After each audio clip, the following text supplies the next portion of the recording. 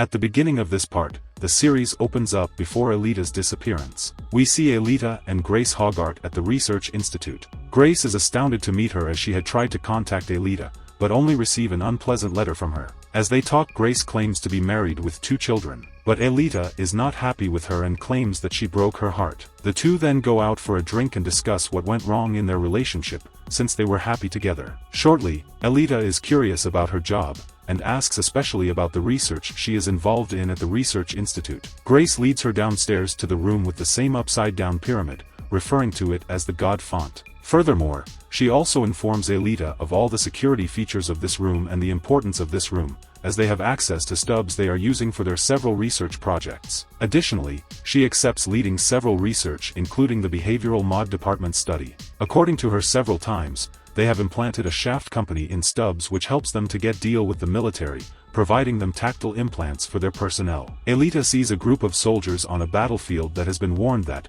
the enemies will use wounded animals to pull them out. A seriously injured dog shows up. They are persuaded by the implant to choose something that is not obvious. Rather than shooting the dog, one of the soldiers approaches it and blows himself up. Aelita expresses shock and claims that these are actual people. Grace chastises her for being too nice. The series cut us back to 2032 at Key West. An old man named Robert O'Connell finds a package in his house. When he opens it, he finds a phone and a sonic gun. He puts it to the test and is astounded by the damage it causes. Soon he gets a call from a new peripheral of Daniel and asks him to take the offer to kill Fisher, and for that, he will be awarded $10 million.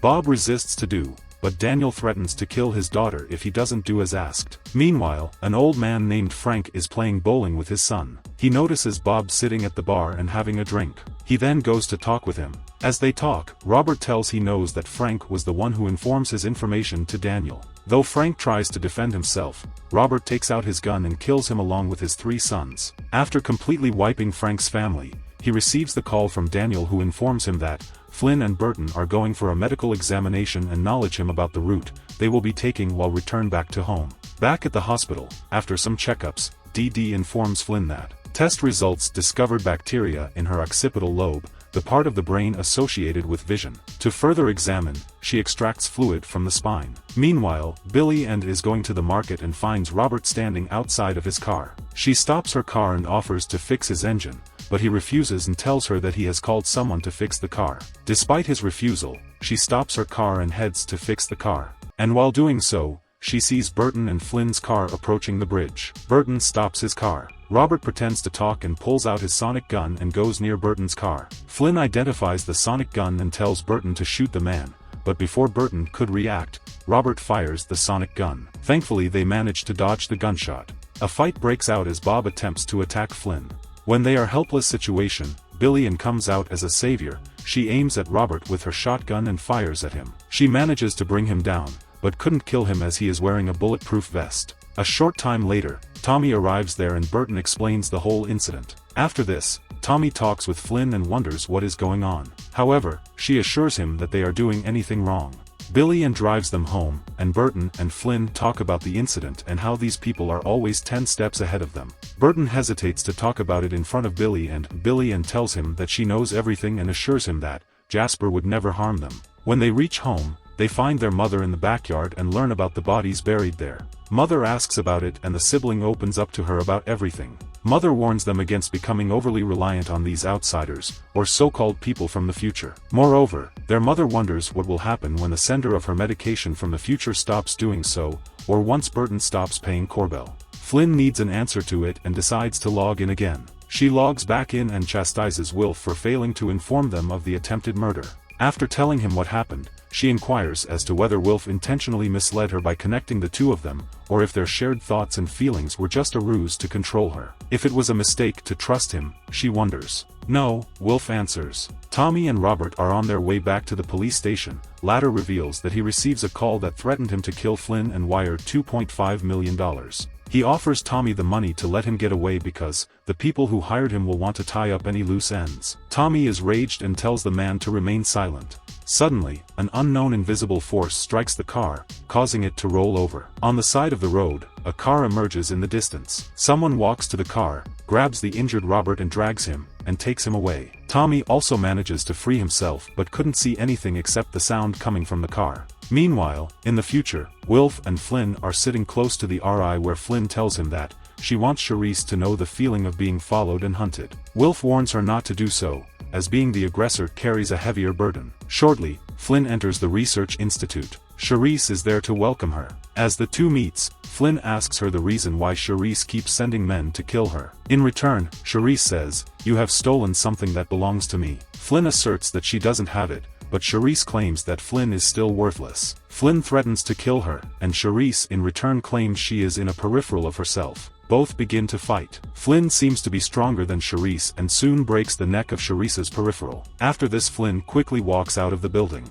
Later the series cut us back to the year 2028 in Texas. Burton and his friends are stationed in some enemy territory. They see a dog trapped in a barbed wire, barking for help. Given the information they have about the enemy using injured animals, Burton wants to shoot it. His friends are skeptical. Connor is also there and rushes out to rescue the dog despite the warning from Burton. He is near the dog, and slowly cut the wire around the dog, and while doing so, he notices that the dog is implanted a bomb inside its stomach. As it explodes, Connor wakes up in fear in the trailer of Burton. Now we know how Connor has lost his legs and hand. Tommy makes an effort to learn more about the incident that led to his accident, but couldn't do so without approval. Tommy goes to clean himself up, and while doing so, Sheriff Jackson shows up and orders him to take a paid leave day, and advises him to take rest. Moreover, he urges him to learn to control the fire inside of him. After the sheriff leaves, Tommy sees a man standing inside one of the restrooms cubicles. The man wearing the shoes is similar to the one he saw in the accident. In the future, London, Flynne, and Wilf discuss the fight with Charisse.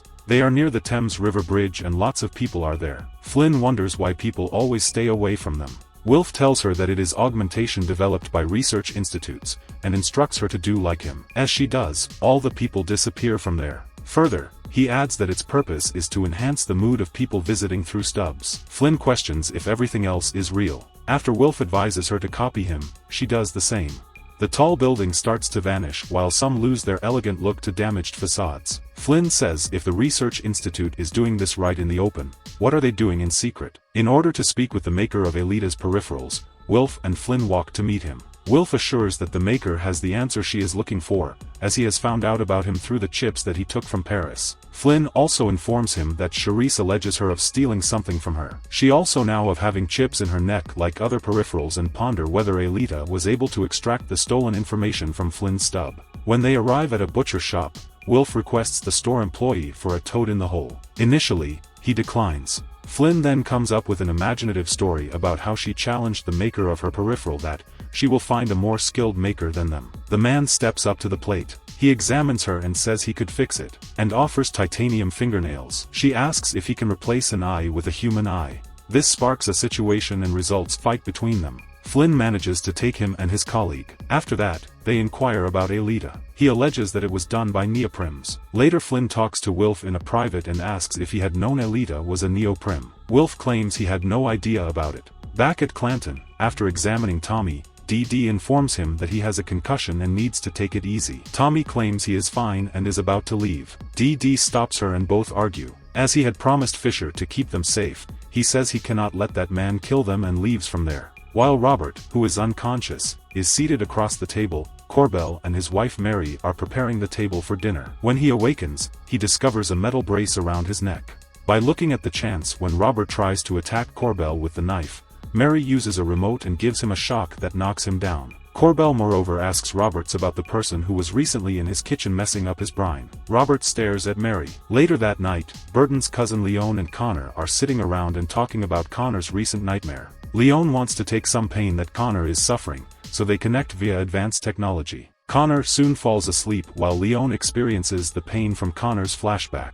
In future London, Ash discovers that DD has been studying the virus that was inside Flynne's spine. In the meantime, Inspector Ainsley Lowbeer shows up at Zubov's house. She desires to speak with Lev and Wilf. Due to a connection outage, Lev is unable to contact his solicitors to ask them to talk with her. As a result, he is forced to let her in and have a talk with her. Back at Clanton at the police station, Corbell is there. Sheriff Jackson shows the footage from Tommy's car. In the meantime at Corbell's house, Mary attempts to make Robert talk as Corbell promises her a new car if she manages to do so. Hoping for some way to run away from the trap, Robert wants to know about the water in a large fish tank. After knowing that the tank holds 200 gallons of water, he walks near the tank and begins smashing the tank. The moment she notices, he uses the remote and gives him an electric shock. He collapses. Soon, the tanks breaks and water overflows, swapping her and knocking down her too.